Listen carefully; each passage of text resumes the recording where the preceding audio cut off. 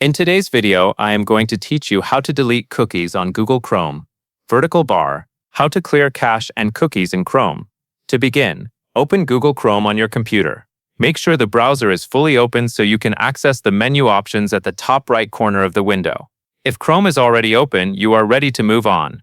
Next, look to the upper right corner of Chrome and click the three dots. This opens the main browser menu, where you will find several settings and tools related to your browsing activity.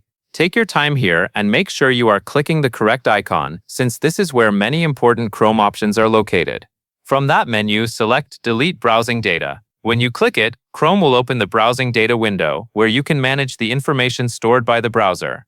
This is the area that includes cookies, cached files, and other saved browsing details. At this point, you can review what Chrome is preparing to remove. If your goal is specifically to delete cookies, make sure the Cookies option is selected in that window. In many cases, Chrome may also show other items like browsing history or cached images, so it is a good idea to check the available options carefully before confirming anything. That helps you remove the data you want without clearing more than necessary. You may also see a time range setting. This lets you decide whether to delete cookies from a recent period or from all time. If you want a more complete cleanup, choosing all time is usually the best option. If you only want to remove recent cookies, you can select a shorter time range instead. Once everything looks right, continue with the deletion.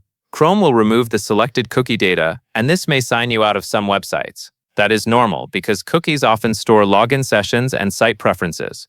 If that happens, simply sign back into the sites you still want to use. That covers everything you need to know.